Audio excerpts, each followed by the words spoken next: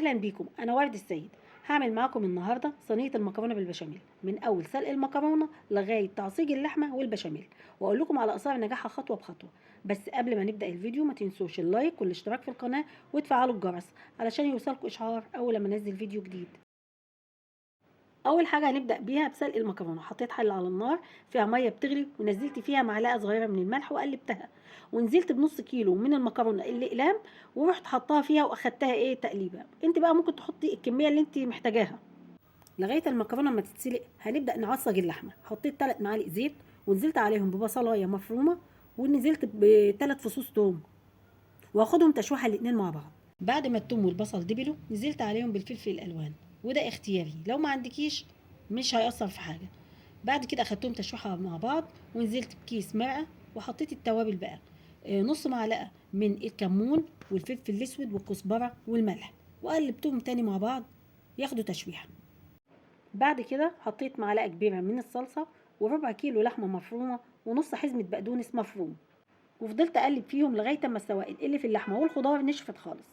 نيجي بقى للبشاميل. حطيت معلقتين كبار من السمنه معاهم معلقتين زيت واربع معالق كبار من الدقيق، وفضلت اقلب فيهم كويس علشان اضمن ان الدقيق استوى معايا. اول لما تلاقي الدقيق بقى لونه ذهبي فاتح ابتدي اضيف لتر اللبن بالتدريج عشان ما اضمن ان هو ما يعملش معايا اي تكتلات. الطريقه دي هتخليكي تضمني ان البشاميل ما يبقاش فيه اي تكتلات، وكمان مش هتحتاجي انك تصفيه.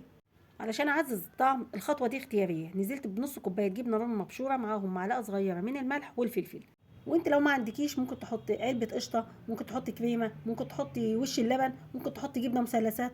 اي ماده دهنيه هتعزز الطعم وتخلي البشاميل طعمه حلو. وده قوام البشاميل المظبوط، لا هو تقيل قوي ولا خفيف قوي. بعد كده صفيت المكرونه من غير ما اغسلها، وبعد كده حطيتها في بوله، ونزلت عليها بجزء من البشاميل وقلبتهم مع بعض.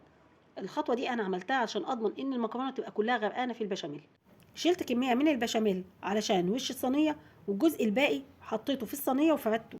نزلت بجزء من المكرونه وسويته في الصينيه بحيث ما يبقاش فيه حته عاليه وحته واطيه، وحطيت العصاج عليه وبنفس الطريقه سويته برده. وهنزل بالجزء الثاني من المكرونه. هاخد كميه البشاميل الباقيه وهنزل بيها وهفردها على وش الصينيه. الجبنه الموتزاريلا دي انا حاطه عليها بيضه، وحاطه 3 معالق كبار من الزيت وضربهم كويس مع بعض. بعد كده هبدا اوزع الجبنه على وش الصينيه، واحط رشه بابريكا خفيفه. انا حطيت بيض هنا للجبنه، بتديها طعم وبتدي لون حلو بعد ما تدخل الفرن، بتخليها زي بتاعه المطاعم. بعد كده هتدخليها الفرن على 180 على الرف الوسط لمده 20 دقيقه. بعد كده تقوم حطاها تحت الشوايه لمده 10 دقائق، هتديك اللون الجميل ده.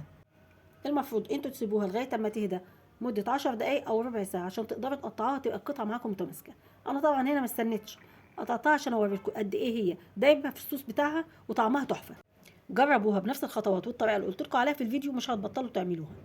اتمنى فيديو النهارده يكون عجبكم. ما تنسوش اللايك والاشتراك في القناه وتفعلوا الجرس عشان يوصلكم اشعار اول ما ينزل فيديو جديد.